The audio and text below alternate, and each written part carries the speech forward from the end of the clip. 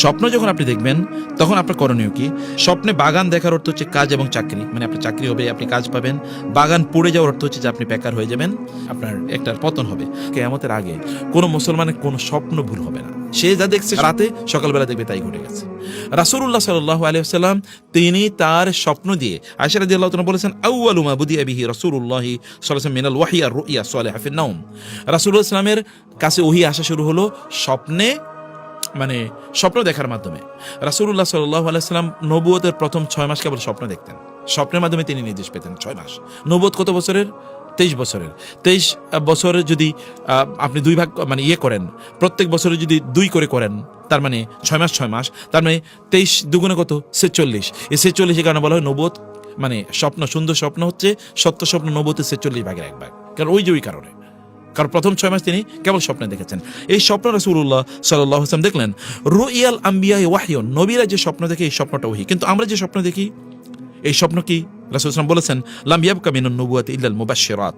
রাসূল বললেন, আর নবুয়ত, আমি তো শেষ নবী, আর কোনো নবুয়ত আসবে না, কোনো নবী আসবে না, কিন্তু মানুষের কাছে মুবাশশিরাত আসবে, সুসংবাদ আসবে। সাহাবায়ে কেরাম বললেন, ওমাল মুবাশশিরাতু ইয়া রাসূলুল্লাহ, মুবাশশিরাত মানে কি? তিনি বললেন, আর রুইয়া সালিহা, উত্তম স্বপ্ন, ভালো স্বপ্ন, এটা নবুয়তের একটা অংশ।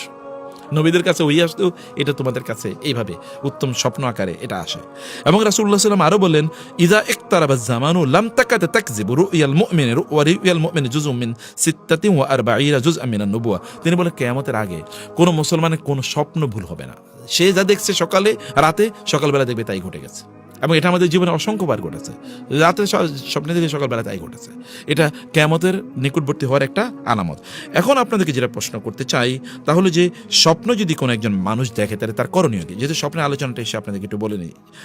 স্বপ্নের ব্যাখ্যা সম্পর্কে ইবনুল কাইয়িম রাহিমাহুল্লাহ তিনি বলেছেন, যেমন ধরেন স্বপ্ন বাস্তব জীবনে এমন কিছু জিনিস আল্লাহ সুবহানাহু ওয়া তাআলা আমাদেরকে ঘটবেন আমাদের জীবনে, যেটা স্বপ্নের মাধ্যমে আল্লাহ সুবহানাহু ওয়া তাআলা আমাদের কাছে এটাকে ইঙ্গিত বা প্রতীকী বার্তায় প্রেরণ করেন।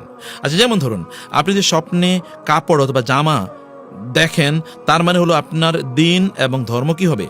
আপনি ভালো দিনদার হবেন।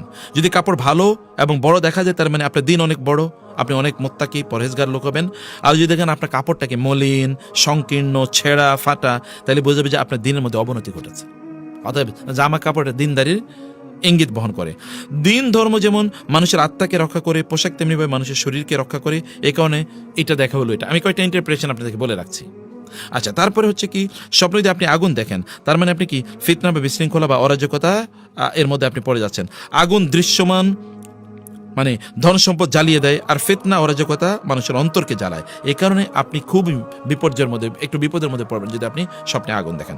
আচ্ছা, স্বপ্নে যদি কেউ নক্ষত্র বা তারকা দেখে, তখন এর অর্থ হচ্ছে আলেম ওলামা, জ্ঞানী গুণী বা কার মানে ইত্যাদি হবে। আলেম ওলামা এবং জ্ঞানীরা মানুষকে পথ প্রদর্শন করেন, আলোর সন্ধান দেন, এই কারণে। আচ্ছা, আমার নিজের গল্প বলি। আমার মা বলেছেন যে ছোটবেলায় উনি স্বপ্নে দেখেছেন যে আকাশে বিশাল বড় তারকার মতো, অনেক বড় তারকার মতো একটা ফুল, বিশাল বড় একটা ফুল, এবং এটা তারকার মতো করে এরকম ফুল। তো তখন আমি খুবই ছোট, আমার বাবা মারা গেছে। তো উনি, আমার মা বলেন যে আমাদের এলাকায় সবচেয়ে ভালো আলেম, আমার বাবার বন্ধু, ওনাকে গিয়ে বললেন। তো উনি বলেন যে আপনার একটা সন্তান অনেক বড় আলেম হবে। আমি জানি না কোন সন্তানের কথা এটা তিনি বলেছেন। তো এরকম স্বপ্ন কিন্তু মানুষের জীবনে ঘটে, এবং এই স্বপ্ন সত্যিকার ঘটে। তো যাই হোক, এরপরে কি হচ্ছে, নক্ষত্র তারকা যদি আপনি দেখেন তাহলে এমন হয়। আচ্ছা, স্বপ্নে যদি ইয়াহুদি দেখার অর্থ হচ্ছে যে দিন ধর্মের একটা অবাধ্যতা আসবে। খ্রিস্টান দেখা মানে হচ্ছে যে আপনার বেদাত প্রবর্তন হবে, মানে আপনি বেদাতের মধ্যে ঢুকে যাবেন, আপনি নিজে বেদাতি কাজ করবেন। স্বপ্নে লোহা দেখার মানে হচ্ছে আপনি শক্তি অর্জন করবেন, মানে প্রচণ্ড পরিমাণ শক্তি আপনি অর্জন করবেন যদি স্বপ্নে আপনি লোহা দেখেন। আচ্ছা, স্বপ্নে কেউ যদি দাড়ি পাল্লা দেখে, তার মানে হচ্ছে আপনি ন্যায়পরায়ণ একজন মানুষ হবেন বা ন্যায়পরায়ণতা আপনি পাবেন। স্বপ্নে সাপ দেখার অর্থ হলে আপনি শত্রু দেখবেন, এটা কিন্তু প্রচলিত আছে, আপনি জানেন। স্বপ্নে যদি আপনি নিচে পড়ে যেতে দেখেন, তাহলে বুঝবেন যে আপনার অবনতি হচ্ছে। আর যদি দেখেন আপনি উপরে উঠছেন, তাহলে আপনি অনেক উপরে উঠবেন, অনেক উপরে উঠবেন। আমাকে একজন একবার এসে বললো যে আমি স্বপ্নে দেখছি আমি লাফ দিলে উপরে উঠে যাই। তো আমি বললাম যে তোমার জীবনে এরকম একটা, তুমি এরকম বড় হবা। ইন্টারেস্টিংলি এরকম অনেকের জীবনে এমন ঘটে যে মানুষ এমন দেখে যে তিনি লাফ দিয়ে উঠে গেছেন। আমি একেবারে ছোটবেলায় আমার একে স্পষ্ট মনে আছে, মনে যেন আমি যখন এরকম লাফ দিচ্ছি তখন আকাশে আমি অনেক উপরে একেবারে মানে অনেক উপরে, প্লেনের কাছাকাছি এরকম উঠে যাচ্ছে। এরকম ছোট ছোট এরকম অনেক স্বপ্ন মানুষের জীবনকে পরিবর্তন করে দেয়। আচ্ছা, কোনো অসুস্থ ব্যক্তি যদি আপনি স্বপ্নে দেখেন যে সে চুপচাপ ঘর থেকে বের হয়ে যাচ্ছে, তাহলে এর অর্থ হবে মৃত্যু। অসুস্থ ব্যক্তি ঘর থেকে বের হয়ে যাচ্ছে, মৃত্যু। আর যদি স্বপ্নে দেখেন যে তিনি কথা বলতে বলতে ঘর থেকে বের হয়ে যাচ্ছে, তার মানে হচ্ছে যে তিনি সুস্থ হয়ে যাবেন। আচ্ছা, যদি কোনো ব্যক্তি স্বপ্নে দেখে যে তার মৃত্যু হচ্ছে, তাহলে এর অর্থ হবে সে পাপাচার থেকে তওবা করবে। দেখেন, স্বপ্নে মৃত্যু হচ্ছে তার মানে তিনি পাপাচার থেকে তওবা করবেন, কারণ মৃত্যু মানে হচ্ছে আল্লাহর দিকে ফিরে যাওয়া। অতএব সুম্মা রুদ্দু ইলাল্লাহি মাওলাহুমুল হক, এখানে ফিরিয়ে নেওয়া মানে হচ্ছে মৃত্যু।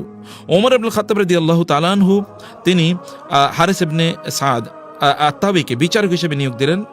একদিন হারেস মানে ওমর রাদিয়াল্লাহু তাআলা আনহুকে বললেন, হে আমিরুল মুমিনিন, আমি স্বপ্নে দেখলাম চাঁদ আর সূর্য যুদ্ধ করছে আর নক্ষত্রগুলো দুপক্ষে বিভক্ত হয়ে গেছে। ওমর রাদিয়াল্লাহু তাআলা আনহু এই কথা শুনে বললেন, তুমি কার পক্ষে ছিলে, চাঁদের পক্ষে না সূর্যের পক্ষে? তিনি বললেন, আমি চাঁদের পক্ষে ছিলাম। ওমর রাদিয়াল্লাহু তাআলা বললেন, তাহলে আমি তোমার নিয়োগ প্রত্যাহার করে নিলাম, কারণ তুমি একটা মুছে যাওয়া শক্তির পক্ষে ছিলা। আল্লাহু আকবার। মানে চাঁদের তো নিজস্ব শক্তি নাই, অতএব ও তো সূর্য থেকে ধার করা শক্তি নেই। অতএব তুমি এরকম শক্তির পক্ষে ছিলে, আমি তোমার ভুল নিয়োগ দিছি, অতএব তোমার নিয়োগ আমি উজ্জ্ব করলাম। বুঝতে পেরেছেন? এখানে এরপরে তিনি কোরআন আয়াত মানে উল্লেখ করলেন, ওয়াজআলনা আল-লাইলা ওয়ান-নাহারা আয়াতাইন ফামাহাউনা আয়াতাল লাইল ওয়াজআলনা আয়াতান নাহারি মুবসিরাতান। তিনি বললেন, আল্লাহ তাআলা বলেছেন, আমি দিন এবং রাতকে আমি কি করেছি, তোমাদের জন্য নিদর্শন হিসেবে পাঠিয়েছি। অতঃপর আমি রাতকে মুছে দেই, আমি দিনকে নিয়ে আসি তোমাদের জন্য সবকিছু দেখার জন্য। অতএব রাতে চাঁদ উদিত হয়, এটা দুর্বলতার লক্ষণ, দিনে সূর্য উদিত এটা শক্তির লক্ষণ। অতএব আমি এটা করলাম এইভাবে। আর তুমি একটা বিভ্রান্তিতে নিহত হবে, এটাই বলেছেন। এবং সত্যিকার অর্থে পরবর্তী তিনি সিফিনের যুদ্ধে তিনি শাহাদাত বরণ করেন। স্বপ্নে বাগান দেখার অর্থ হচ্ছে কাজ এবং চাকরি, মানে আপনার চাকরি হবে, আপনি কাজ পাবেন। বাগান পড়ে যাওয়ার অর্থ হচ্ছে যে আপনি বেকার হয়ে যাবেন এবং হবে আপনার কি বলে একটা পতন হবে। তাহলে বোঝা যাচ্ছে স্বপ্নের কিছু ইঙ্গিত কেবল আমি আপনাদেরকে দিলাম যে স্বপ্ন কি হতে পারে। ইব্রাহিম আলাইহিস সালাম স্বপ্নে দেখেছেন, সেই প্রেক্ষাপটে আমি একটু সুযোগ নিলাম কয়েকটা জিনিস একটু বলার জন্য। এখন প্রশ্ন যে স্বপ্ন যদি আপনি দেখেন তাহলে করবেন কি? স্বপ্ন যখন আপনি দেখবেন তখন আপনার করণীয় কি, এটা তা কয়েকটা হাদিস আমি এখানে উল্লেখ করছি। হাদিসগুলো আমি কেবল অনুবাদ বলি, কারণ আরবিটা বলতে গেলে সময় লেগে যাবে। রাসূল সাল্লাল্লাহু আলাইহি ওয়াসাল্লাম বলেছেন, যখন তোমাদের কেউ স্বপ্ন দেখে সে যা পছন্দ করে, তাহলে জানবে যে তা আল্লাহর পক্ষ থেকে এসেছে।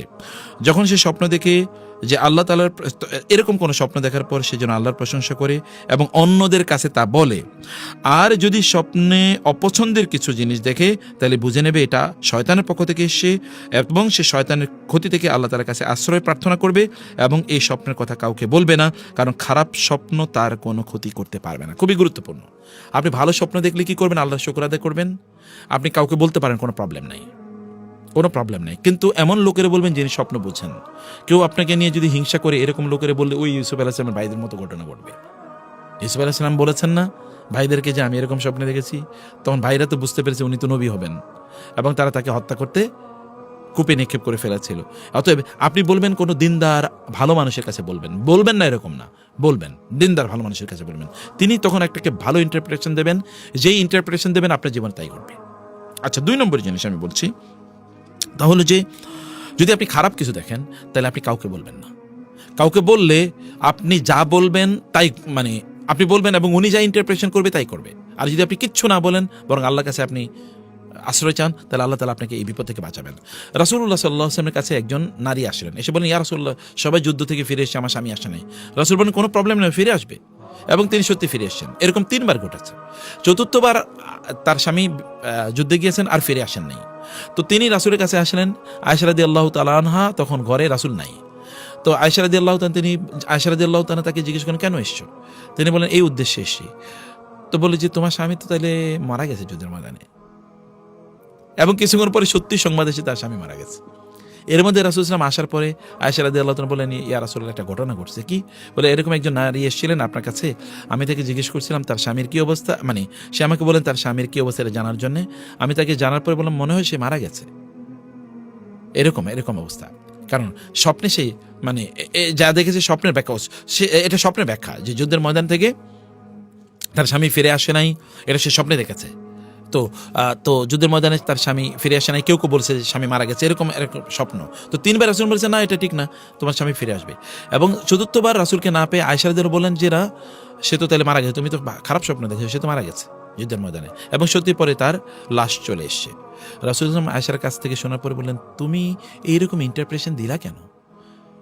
স্বপ্নে তো ব্যাখ্যা এরকম দেওয়া হয় না, এরকম দেওয়া যায় না, কারণ স্বপ্নের ব্যাখ্যা যা দেওয়া হয় সেটাই ঘটে। অতএব স্বপ্নের ব্যাখ্যা যিনি জানেন এমন ভালো মানুষের কাছে আপনারা স্বপ্নের কথা বলবেন। সুন্দর স্বপ্ন আল্লাহ তাআলার পক্ষ থেকে হয়ে থাকে, আর খারাপ স্বপ্ন শয়তানের পক্ষ থেকে হয়ে থাকে। কেউ স্বপ্নে খারাপ কিছু দেখলে বাম পাশে 3 বার থু থু করবে। আপনি স্বপ্নে খারাপ কিছু দেখেছেন, বাম পাশে, আপনি যেদিকেই ডান কাত হয়তো আমরা শুই, ডান দিকে আপনি 3 বার থুতু ফেলে তারপরে আপনি কি বলবেন, আউযু বিল্লাহি মিনাশ শাইতানির রাজিম। তাইলে এই স্বপ্ন আপনার কোনো ক্ষতি করতে পারবে না।